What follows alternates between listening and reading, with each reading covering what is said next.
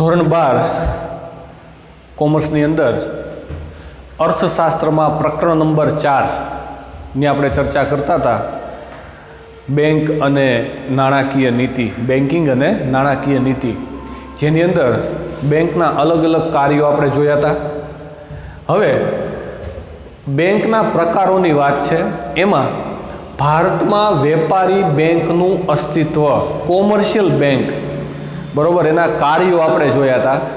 હવે ભારતની અંદર આ વેપારી બેંકો જે છે એનું અસ્તિત્વ ક્યારથી છે કે ભાઈ ભારતમાં વેપારી બેંકો જાહેર તેમજ ખાનગી માલિકીની જોવા મળે છે. ભારત દેશની અંદર આ જે વેપારી બેંકો છે, કોમર્શિયલ બેંક છે, એ જાહેર માલિકીની પણ છે અને ખાનગી માલિકીની પણ છે. 1991ના આર્થિક પરિવર્તનો પછી ખાનગી ક્ષેત્રમાં આંતરરાષ્ટ્રીય બેંકોનો પ્રવેશ પણ થયો છે. 1991 પછી જે આર્થિક નીતિઓની અંદર પરિવર્તન આવ્યું ત્યારથી આંતરરાષ્ટ્રીય બેંકો જે છે એનો પ્રવેશ પણ ભારતમાં થયો છે. ટૂંકમાં કહીએ તો વિદેશી વેપારી બેંકો જે છે એ 1991 પછી ભારત દેશની અંદર જોવા મળે છે, એટલે કે એનો પ્રવેશ થયો છે. વળી ભારતમાં અસંગઠિત નાણાં બજાર, અનઓર્ગેનાઇઝડ મૂડી સ્ટ્રક્ચર જેને કહેવાય, મૂડી માર્કેટ, બેંક જેવા કાર્યો કરતી પેઢીઓ પણ જોવા મળે છે અને સાથે સાથે સહકારી બેંકો પણ અસ્તિત્વમાં છે. ભારતમાં અસંગઠિત નાણાં બજાર, બેંક જેવા કાર્યો કરતી પેઢીઓ, બેંક જેવા કાર્યો કરતી નાની નાની પેઢીઓ જે છે એ પણ ભારતમાં જોવા મળે છે. ગામડાની અંદર કે નાના સિટીની અંદર તમે જાઓ તો સાહુકારો અથવા તો શ્રોફ જે છે એ તમને જોવા મળે છે. આ અસંગઠિત નાણાં બજારનું એક ઉદાહરણ છે. અસંગઠિત નાણાં બજાર કોને કહેવાય? તો કે ભાઈ નીતિ નિયમ પ્રમાણેનું નહીં હોય, બરોબર. જેમ રિઝર્વ બેંક ઓફ ઇન્ડિયાના નીતિ નિયમો પાળી અને બેંકો જેમ પોતાના કાર્યો કરતી હોય, એવી રીતે અસંગઠિત નાણાં બજારની અંદર જે સાહુકારો જે છે, બરોબર, પેઢીઓ જે છે કે જે વ્યાજે નાણાં ધીરતી હોય, બરોબર, એ નિયમ મુજબ થતું હશે નહીં. જેવા કાર્યો કરતી પેઢીઓ પણ જોવા મળે છે. અને હારે આપણે સહકારી બેંકો પણ જોઈએ છે, બરોબર ને. સહકારી મંડળીઓ, સહકારી બેંકો, લોકલ લેવલની જે બેંકો હોય એ પણ ભારતમાં જોવા મળે છે કે જે વેપારી બેંકો જેવા કાર્યો કરે છે. પરંતુ વેપારી બેંકની કાયદેસરની વ્યાખ્યા મુજબ બેન્કિંગ કાર્યો કરતી જે સંસ્થાઓ રિઝર્વ બેંક ઓફ ઇન્ડિયાના 1934ના ધારાની બીજી અનુસૂચિ એટલે યાદી માં પ્રવેશ પામી હોય કે સ્થપાઈ હોય તેને શિડ્યુલ્ડ બેંક કહેવાય છે અને તે જ ખરી બેંક છે. આવી બેંકને રિઝર્વ બેંકના બધા જ નિયમો અને ધારાધોરણો લાગુ પડે છે. હવે એક નવો શબ્દ છે શિડ્યુલ્ડ બેંક. શિડ્યુલ્ડ બેંક કોને કહેવાય? બરોબર, તો શિડ્યુલ્ડ બેંક એટલે એવી બેંક કે જે 1934ના રિઝર્વ બેંક ઓફ ઇન્ડિયાના કાયદા અનુસાર તેની બીજી અનુસૂચિમાં, બીજી યાદી જે છે એની અંદર જેનો સમાવેશ થયો હોય અને જે રિઝર્વ બેંક ઓફ ઇન્ડિયાના તમામ નીતિ નિયમોનું પાલન કરતી હોય એ જ સાચી બેંક છે અથવા તો એને જ શિડ્યુલ્ડ બેંક તરીકે ઓળખવામાં આવે છે. સૌપ્રથમ 1934ની અંદર ભારતની અંદર પ્રથમ સૂચિ આરબીઆઈ દ્વારા બહાર પાડવામાં આવી, જેની અંદર 14 બેંકોનો સમાવેશ થતો હતો, 14 શિડ્યુલ્ડ બેંક હતી.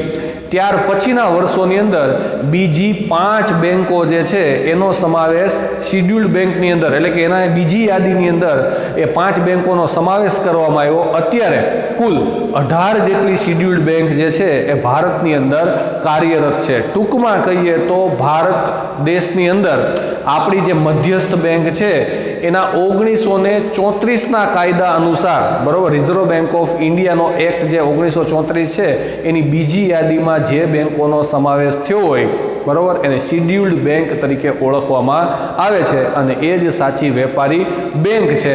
આ બેંકે આરબીઆઈના તમામ પ્રકારના નીતિ નિયમો અને ધારાધોરણો જે છે એનું પાલન કરવાનું હોય છે. ભારતમાં વેપારી બેંક જે છે એ કઈ કઈ છે તમને અહીંયા ડાયાગ્રામ દ્વારા આકૃતિ દોરી અને સમજાવવામાં આવ્યું છે કે ભાઈ શિડ્યુલ્ડ બેંકો કોને કહેવાય. તો આપણે જોયું કે ભાઈ શિડ્યુલ્ડ બેંકો એટલે રિઝર્વ બેંકની યાદી બીજી યાદીમાં જેનો સમાવેશ થયો હોય એ શિડ્યુલ્ડ બેંક. શિડ્યુલ્ડ બેંકના બે પ્રકાર હોય. હવે એની યાદીમાં પછી અલગ અલગ પ્રકારની જે બેંકો હોય એનો સમાવેશ થયો હોય. વેપારી બેંકો અને સહકારી બેંકો, કોમર્શિયલ બેંક અને કોઓપરેટિવ બેંક. બરોબર. હવે એમાં આપણે વેપારી બેંકો જોઈએ તો વેપારી બેંકના પ્રકારો, બરોબર, એટલે કે કોમર્શિયલ બેંક જે હોય એના કયા કયા પ્રકારો હોય. તો એમાં જાહેર ક્ષેત્રની વેપારી બેંકો, ખાનગી ક્ષેત્રની વેપારી બેંકો, જાહેર ક્ષેત્રની એટલે કે સરકાર હસ્તકની હોય, બરોબર, પબ્લિક સેક્ટરની જે બેંક હોય એ, ખાનગી ક્ષેત્રની તો પ્રાઇવેટ બેંક હોય. ભારતમાં કામ કરતી વિદેશી બેંકો 1991ની નવી ઔદ્યોગિક નીતિ પ્રમાણે, નવી નાણાકીય નીતિ પ્રમાણે ભારત સરકારે વિદેશી બેંકો જે છે એને ભારતમાં પ્રવેશવાની છૂટ આપી, ભારતની અંદર બેન્કિંગ કામકાજ કરવાની છૂટ આપી. તો ભારતની અંદર બહારની વિદેશની ઘણી બધી એવી બેંકો જે છે કે જે કાર્યરત છે અને પ્રાદેશિક ગ્રામીણ બેંકો છે, લોકલ બેંકો છે, પ્રદેશ કક્ષાએ લોકલ લેવલે કે નાના નાના ટાઉન કે નાના નાના ગામડાની અંદર જે કાર્ય કરતી હોય એવી ગ્રામીણ બેંકો. બરાબર. ત્યાર પછી આપણે જોઈએ મધ્યસ્થ બેંક. મધ્યસ્થ બેંક એટલે સેન્ટ્રલ બેંક જેને કહેવાય, અથવા તો જેને મુખ્ય બેંક તરીકે આપણે ઓળખવામાં આવે છે, અથવા તો બેંકોની બેંક તરીકે પણ એને ઓળખવામાં આવે છે એવી ભારતની રિઝર્વ બેંક ઓફ ઇન્ડિયા, બેંકોની બેંક તરીકે જેને ઓળખવામાં આવે છે. આરબીઆઈના નીતિ નિયમો પ્રમાણે અલગ અલગ બીજી જે બધી બેંકો હોય એને બેન્કિંગ પ્રવૃત્તિઓ કરવાની હોય છે. તો આપણે અહીંયાનો પરિચય લઈએ કે ભાઈ દુનિયાના દરેક દેશમાં એક મધ્યસ્થ બેંક હોય છે જે દેશની તમામ બેંકોની કામગીરીનું સંચાલન, મૂલ્યાંકન અને અંકુશની કામગીરી બજાવે છે. દુનિયાના દરેક દેશની અંદર એક મધ્યસ્થ બેંક હોય એટલે કે એક મુખ્ય બેંક હોય. આ મુખ્ય બેંક જે છે એ દેશની અન્ય બેંકો જે છે એનું સંચાલન કરે છે, એનું મૂલ્યાંકન કરે છે અને એની બેન્કિંગ કામગીરી જે હોય એના ઉપર અંકુશ રાખવાનું કામ પણ કરે છે. ઉપરાંત મધ્યસ્થ બેંક ગ્રાહકોના તથા પ્રજાના હક અને હિતની જાળવણી કરવાની કામગીરી પણ બજાવે છે. બરોબર. જે ગ્રાહકોના હિતોનું રક્ષણની વાત હોય, પ્રજાના હક હોય, એનું રક્ષણ કરવાનું કામ જે છે એ પણ આ મધ્યસ્થ બેંક છે એ કરતી હોય છે. આરપી કેન્ટના શબ્દોમાં મધ્યસ્થ બેંક એટલે એવી સંસ્થા કે જેને દેશના સામાન્ય હિત માટે અર્થતંત્રમાં નાણાંના જથ્થાના વિસ્તરણ અને સંકોચનની જવાબદારી સોંપવામાં આવી હોય. બરોબર. મધ્યસ્થ બેંકની વ્યાખ્યા આપતા આ આરપી કેન્ટ જે છે એ જણાવે છે કે મધ્યસ્થ બેંક એટલે એવી બેંક કે જે દેશના સામાન્ય હિત એટલે કે પ્રજાના હિત અને નાણાં અર્થતંત્રની અંદર નાણાંના જથ્થાના વિસ્તરણ અને સંકોચનની જવાબદારી જેને સોંપવામાં આવી હોય, એટલે કે નાણાંની જરૂર પડે તો નાણાં પૂરા પાડશે, નાણાં જે છે એનો પુરવઠો વધારે હોય તો નાણાં જે છે થાપણ તરીકે સ્વીકારશે. ટૂંકમાં અર્થતંત્રની અંદર નાણાંના પુરવઠાનું સંચાલન જે બેંક કરતી હોય એને શું કહેવાશે? મધ્યસ્થ બેંક. આમ મધ્યસ્થ બેંક એટલે દેશની સર્વોચ્ચ બેંક, દેશની જે મુખ્ય બેંક છે એને મધ્યસ્થ બેંક તરીકે ઓળખવામાં આવે છે અને અંગ્રેજીમાં આપણે એને સેન્ટ્રલ બેંક કહીએ છીએ. બરાબર. જેનું મુખ્ય કાર્ય નાણાં બજાર અને બેન્કિંગ ક્ષેત્રને મદદ કરવાનું, તેનું નિયંત્રણ કરવાનું અને તેને પ્રોત્સાહન આપવાનું છે તથા દેશના આર્થિક હિત માટે નાણાકીય સ્થિરતા જાળવવાનું છે. બરાબર. આ જે મધ્યસ્થ બેંક હોય એની કામગીરી શું છે, એને શું કરવાનું હોય, એની જવાબદારી શું છે? તો કે ભાઈ નાણાં બજાર અને બેન્કિંગ ક્ષેત્રને મદદ કરવાનું કાર્ય જે છે આ મધ્યસ્થ બેંક કરે છે. એ ઉપરાંત નાણાં બજાર અને બેન્કિંગની જે પ્રવૃત્તિઓ છે એના ઉપર નિયંત્રણ કરવાનું કામ કરે છે. એ ઉપરાંત બેન્કિંગ પ્રવૃત્તિઓનો વિકાસ થાય, બરોબર, વધારેમાં વધારે એને પ્રોત્સાહન મળે, વધારેમાં વધારે લોકો બેન્કિંગનો લાભ લે એવું પ્રોત્સાહન આપવાની કામગીરી પણ મધ્યસ્થ બેંક દ્વારા કરવામાં આવે છે અને જે દેશના આર્થિક હિત અને નાણાકીય હિત માટે કાર્ય કરે છે આ મધ્યસ્થ બેંક. ત્યાર પછી આપણી ભારતની જે મધ્યસ્થ બેંક છે એ આરબીઆઈના નામે ઓળખાય છે, જેને રિઝર્વ બેંક ઓફ ઇન્ડિયા તરીકે ઓળખવામાં આવે છે. તો ભારતની જે મધ્યસ્થ બેંક છે એના શું કાર્યો છે, બરોબર? તો એમાં આરબીઆઈની નાણાકીય જવાબદારીઓ, બરોબર, એની નાણાકીય જવાબદારીઓ શું હોય, નાણાકીય કાર્યો કેવા પ્રકારના આરબીઆઈ કરે છે એ જોઈએ. ચલણ બહાર પાડવાનું કાર્ય, ચલણ બહાર પાડવાનું કાર્ય કરે છે, બરોબર. દાખલા તરીકે ચલણી સિક્કાઓ છે, ચલણી નોટો જે છે એને બહાર પાડવાનું કામ કોનું છે, મુખ્ય બેંકનું, એટલે કે ભારતની અંદર રિઝર્વ બેંક ઓફ ઇન્ડિયા જે છે કે જેનું હેડક્વાર્ટર કોર્પોરેટ ઓફિસ છે મુંબઈની અંદર આવેલી છે, ત્યાંથી, બરોબર, એ ચલણ જે છે એ બહાર પાડવાનું કામ કરે છે. ₹2 અને 2 થી વધુ રકમની નોટો છાપવાની અને બજારમાં મૂકવાની ફરજ આરબીઆઈ બજાવે છે. ₹2 અને 2 કરતાં વધારે મોટી જે નોટો હોય, બરોબર, એ છાપવાની અને એને બજારમાં મૂકવાનું કામ કોણ કરે છે, રિઝર્વ બેંક ઓફ ઇન્ડિયા. એટલે તમે તમારી ચલણી નોટ ઉપર જોશો ભારતીય રિઝર્વ બેંક અથવા તો રિઝર્વ બેંક ઓફ ઇન્ડિયા આવું લખેલું જ હશે ચલણી નોટ ઉપર, બરોબર, કારણ કે એને છાપવાનું કામ પણ એ કરે છે અને એને બહાર પાડવાનું, બજારમાં મૂકવાનું કામ પણ એ કરે છે. જ્યારે ચલણી સિક્કાઓ અને ₹1ની કાગદી નોટ ભારત સરકારના નાણાં ખાતા દ્વારા બહાર પાડવામાં આવે છે. ચલણી સિક્કાઓ જે છે 1, 2, 5, 10, બરોબર, આ જે છે એ કોણ બહાર પાડે છે, ભારત સરકારનું નાણાં ખાતું, બરોબર, ફિનાન્શિયલ ડિપાર્ટમેન્ટ જે છે, બરોબર, નાણાં મંત્રાલય જેને કહેવાય. એટલે તમે જોજો એના ઉપર ગવર્મેન્ટ ઓફ ઇન્ડિયા એવું લખેલું હશે સિક્કાઓ ઉપર, તમે જોશો ને તો, બરોબર. કેમ તો કે ભારત સરકાર જે છે, કેન્દ્ર સરકાર જે છે એ એનું નાણાં મંત્રાલય જે છે એ બહાર પાડે છે. પરંતુ સરકારના એજન્ટ તરીકે આરબીઆઈ તેમની વહેંચણી કરવાની જવાબદારી નિભાવે છે. સરકાર છે આ ચલણી સિક્કાઓ બહાર પાડે છે, એનું નાણાં મંત્રાલય જે છે એ સિક્કાઓ બહાર પાડે છે, પણ એને બજારમાં નિયંત્રણ કરવાનું કામ, બજારમાં એને મોકલવાનું કામ જે છે એ આરબીઆઈ કરે છે. કેમ તો કે આરબીઆઈ જે છે એ ભારત સરકારના એજન્ટ તરીકેની કામગીરી પણ બજાવે છે, બરોબર. એટલે મધ્યસ્થીની ભૂમિકા પણ એ ભજવે છે. સરકારની બેંક તરીકેનું કાર્ય. આરબીઆઈ કેન્દ્ર સરકાર તથા રાજ્ય સરકારોની બેંક તેમના નાણાકીય એજન્ટ તથા નાણાકીય સલાહકાર તરીકેની ફરજ બજાવે છે. એજન્ટ તરીકે સરકારના બોન્ડ, સરકારના ખાતાઓ, ચલણી સિક્કાઓ, ₹1ની નોટ વગેરેનો વહીવટ કરે છે તથા સરકારને ધિરાણ પણ આપે છે. આરબીઆઈ જે છે એ સરકારની બેંક છે. સરકારના જે કાંઈ પણ નાણાંને લગતા કાર્યો હોય એ તમામ કાર્યો જે છે એ રિઝર્વ બેંક ઓફ ઇન્ડિયા દ્વારા કરવામાં આવે છે. સરકાર જે છે એટલે કે કેન્દ્ર સરકાર હોય, રાજ્ય સરકાર હોય, એના જે કાંઈ પણ નાણાકીય વ્યવહારો છે એમાં નાણાકીય એજન્ટ તરીકેની ભૂમિકા જે છે એ ભજવે છે. એ ઉપરાંત નાણાકીય સલાહકાર પણ છે. સરકારને સલાહ સૂચન પણ આપે છે કે સરકાર પાસે રહેલું ફંડ, સરકાર પાસે રહેલું ભંડોળ છે એનો ઉપયોગ ક્યાં કરવો અથવા તો એનું રોકાણ સરકારે કઈ જગ્યાએ કરવું. ત્યાર પછી ત્રીજું કાર્ય રિઝર્વ બેંક ઓફ ઇન્ડિયાનું છે કે ભાઈ બેંકોની બેંક અને બેંકોના અંતિમ સહાયક તરીકેનું કાર્ય. બેંકોની બેંક છે, તમામ જે અન્ય બેંકો હોય એને કોના નીતિ નિયમોનું પાલન કરવાનું હોય તો કે ભાઈ રિઝર્વ બેંક ઓફ ઇન્ડિયાની. નાની નાની બેંકોને જ્યારે નાણાંની જરૂર પડે ત્યારે ધિરાણ આપવાનું કામ જે છે એ રિઝર્વ બેંક ઓફ ઇન્ડિયા જે છે એ કરશે. માટે બેંકોની બેંક તરીકે પણ મધ્યસ્થ bank reserve bank of India જે છે એને ઓળખવામાં આવે છે.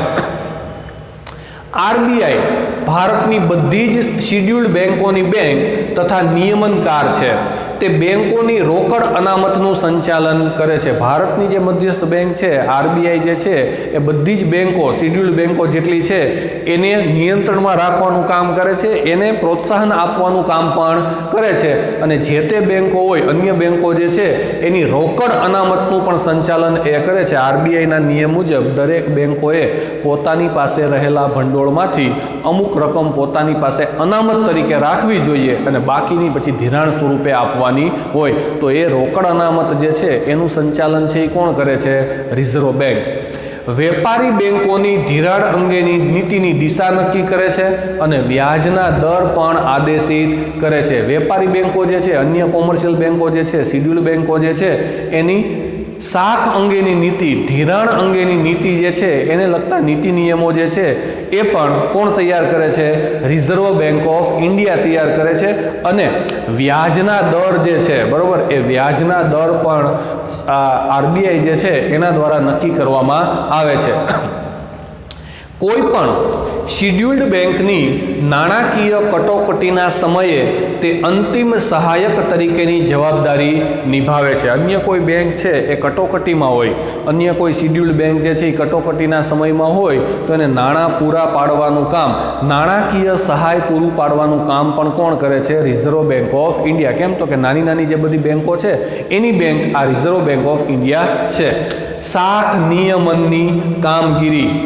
નાણાકીય નીતિના વિવિધ સાધનોની મદદ વડે આરબીઆઈ વેપારી બેંકોની શાખ સર્જનની પ્રવૃત્તિ તથા નાણાંના પુરવઠાનું નિયમન કરે છે. બરોબર, નાણાકીય નીતિ જે છે, બરોબર, એના વિવિધ સાધનો વડે, નાણાકીય નીતિના અલગ અલગ સાધનોની મદદથી આરબીઆઈ જે છે એ વેપારી બેંકોની શાખ સર્જનની પ્રવૃત્તિ. અગાઉ આપણે જોયું કે શાખ સર્જન કોને કહેવાય. અગાઉના લેક્ચરની અંદર આપણે વાત થઈ હતી કે ભાઈ 1000 રૂપિયા જે છે એમાંથી 5000 રૂપિયા સુધીનું શાખ સર્જન બેંકો જે છે એ કઈ રીતે કરે.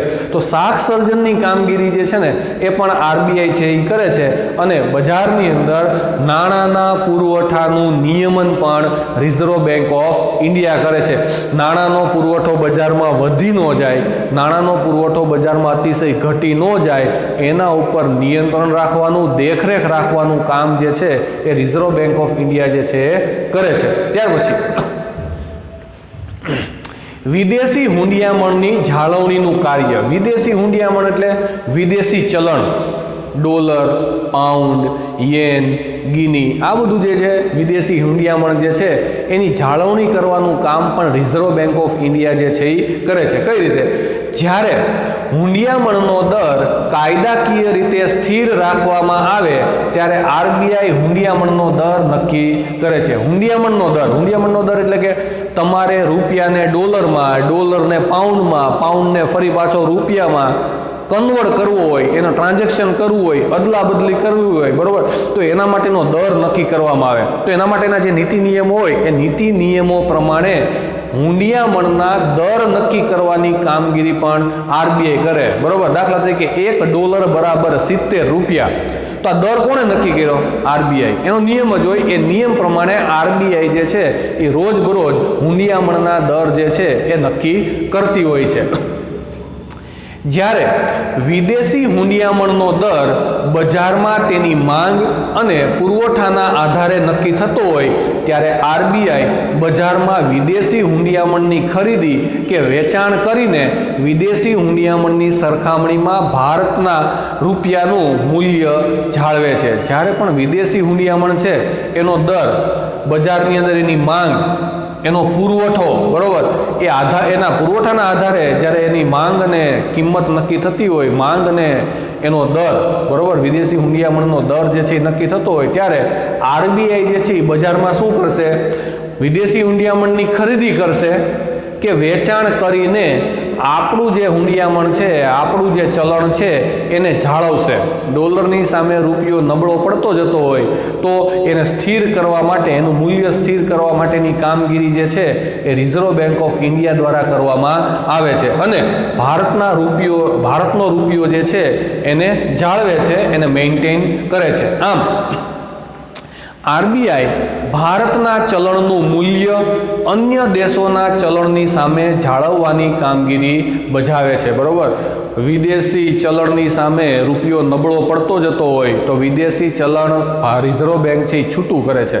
બજારમાં વિદેશી ચલણનો પુરવઠો ઠાલવે છે. બરોબર, બજારની અંદર વિદેશી ચલણનો પુરવઠો જો ઠલવાય તો શું થાય? એનું મૂલ્ય ઘટે. વિદેશી ચલણનું મૂલ્ય ઘટે તો આપણો રૂપિયો મજબૂત બને. એટલે જો રૂપિયો નબળો પડતો જતો હોય, બરોબર, તો એનું મૂલ્ય જાળવવું હોય તો રિઝર્વ બેંક ઓફ ઇન્ડિયા જે છે એ ચલણની જાળવણીની કામગીરી પણ કરે છે. આરબીઆઈ ભારતના વિદેશી હુંડિયામણના જથ્થાની સાચવણી કરે છે તેમજ ભારતમાં આવતી વિદેશી મૂડી કે ભારતની બહાર જતી વિદેશી મૂડી પર ધ્યાન રાખે છે. બરોબર, બહારથી ભારતની અંદર જે વિદેશી હુંડિયામણ પ્રવેશે એના ઉપર નિયંત્રણ રાખવાનું કામ એની સાચવણી રાખવાનું કામ અને ભારતમાંથી બહાર વિદેશમાં જે કાંઈ પણ મૂડી મોકલવામાં આવે, વિદેશમાં જે કાંઈ પણ ચલણ મોકલવામાં આવે તો એની ઉપર ધ્યાન રાખવાની કામગીરી જે છે એ પણ રિઝર્વ બેંક ઓફ ઇન્ડિયા જે છે એ કરે છે. ત્યાર પછી અગાઉ જે જોયા એ રિઝર્વ બેંક ઓફ ઇન્ડિયાના નાણાકીય કાર્યો હતા. હવે અહીંયા એના બિન નાણાકીય કાર્યો આપેલા છે. નાણાં સિવાયના અન્ય કાર્યો રિઝર્વ બેંક ઓફ ઇન્ડિયા જે છે એ કેવા પ્રકારના કરે છે એ આપણે જોઈએ. એમાં પહેલું નિયમન અને દેખરેખની કામગીરી. નિયમન, નીતિ નિયમો બનાવવા. કોના? તો કે અન્ય બેંકો જે છે એને નિયંત્રણમાં રાખવા માટેના નાણાકીય નીતિ નિયમો જે છે એ બનાવવાનું કામ, બરોબર, રિઝર્વ બેંક ઓફ ઇન્ડિયા જે છે એ કરે છે. આરબીઆઈ ભારતના સમગ્ર મૂડી બજાર અને નાણાં બજારની કામગીરીની દેખરેખ અને નિયમન કરે છે. ભારતની અંદર મુખ્ય બે બજાર, નાણાં બજાર અને મૂડી બજાર, બરોબર. તો એના ઉપર નિયંત્રણ રાખવાનું કામ અને એના ઉપર દેખરેખ રાખવાનું કામ જે છે એ કોણ કરે છે? Reserve bank of India. જેમાં વેપારી બેંકોની શાખાઓના વિસ્તરણ, કામ કરવાની પદ્ધતિ, બેંકો સિવાયના નાણાકીય સંસ્થાઓ તથા સહકારી બેંકોની કામગીરી વગેરે પર ખાસ ધ્યાન રાખે છે, બરોબર. અલગ અલગ બેંકોની શાખાનું વિસ્તરણ કરવું હોય, નવી બેંકો જે છે એ ખોલવાની હોય, બેંકોની કામ કરવાની પદ્ધતિ હોય, એ બેંકો સિવાયની જે અન્ય નાણાકીય સંસ્થાઓ છે જેને ફિનાન્શિયલ ઇન્સ્ટિટ્યૂટ કહેવાય, બરોબર, એ અને સહકારી બેંકો, કોઓપરેટિવ બેંકો જે છે એની ઉપર ધ્યાન રાખવાનું કામ પણ રિઝર્વ બેંક ઓફ ઇન્ડિયા જે છે એ કરે છે. ત્યાર પછી છે પ્રોત્સાહનને લગતા કાર્યો. એનું બિન નાણાકીય કાર્ય જે છે એ પ્રોત્સાહન આપવું, અન્યને પ્રોત્સાહન આપવાની કામગીરી પણ છે એ રિઝર્વ બેંક ઓફ ઇન્ડિયા દ્વારા થાય છે.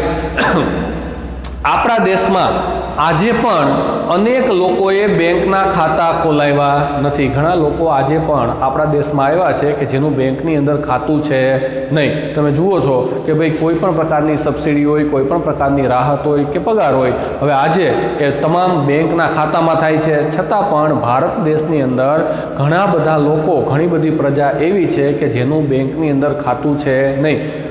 એટલા માટે ભારત સરકારે જનધન યોજના જે છે એ બહાર પાડેલી છે કે ઝીરો બેલેન્સથી કોઈ પણ નાનામાં નાનો વ્યક્તિ જે છે એ ખાતું ખોલાવી શકે, બરોબર. ઘણા લોકો તેમની ધિરાણ માટેની જરૂરિયાતો માટે અસંગઠિત નાણાં બજાર પર આધારિત છે. ઘણા લોકો એવા હોય કે બેંકમાં ખાતું ન હોય પણ જે અસંગઠિત નાણાં બજાર છે, શ્રોફ હોય, અન્ય વેપારીઓ હોય, અથવા તો ઉછીના નાણાં આપનાર કોઈ વ્યક્તિ હોય, વ્યાજે જે લોકો નાણાં આપતા હોય ને ત્યાંથી ધિરાણ લેતા હોય, બેંકમાં એનું ખાતું નથી, બરોબર, તો પણ આવી રીતે અસંગઠિત નાણાં બજારમાંથી એ નાણાં મેળવતા હોય.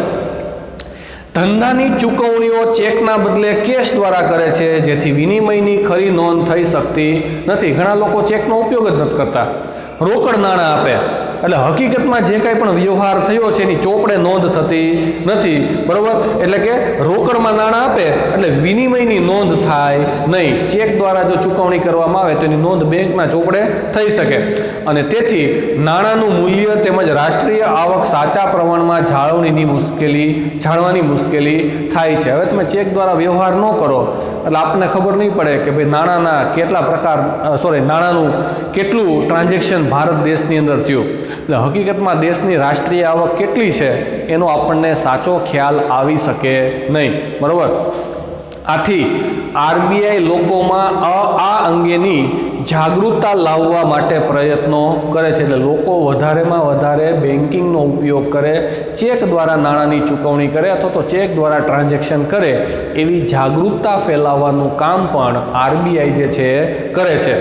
ગામડાઓમાં બેંકોની વધુ શાખાઓ ખોલાય એવા પ્રયત્નો પણ કરે છે. વધુ લોકો સંગઠિત નાણાં બજારમાં આવે તે માટે પણ સતત પ્રયાસો કરે છે. વળી લોકોના હિત માટે સહકારી બેંકોને પણ પ્રોત્સાહન આપે છે. ગામડાઓની અંદર વધારેમાં વધારે નવી બેંકની શાખાઓ ખુલે, લોકો વધારેમાં વધારે બેંકોનો ઉપયોગ કરતા થાય, બરાબર, એવા પ્રકારની કામગીરી જે છે એ રિઝર્વ બેંક ઓફ ઇન્ડિયા દ્વારા કરવામાં આવે છે. આ ઉપરાંત લોકોના હિત માટે, પ્રજાના હિત માટે વધારેમાં વધારે સહકારી બેંકો, સહકારી મંડળીઓ જે છે એ અસ્તિત્વમાં આવે અને લોકોને વધારે લાભ મળે એવા પ્રકારની પ્રોત્સાહક કામગીરી જે છે એ પણ રિઝર્વ બેંક ઓફ ઇન્ડિયા દ્વારા કરવામાં આવે છે. આ એના બિન નાણાકીય કાર્યો હતા. હવે પછીના આગળના લેક્ચરની અંદર અહીંથી આગળ જે કંઈ હશે એ આપણે ચલાવશું.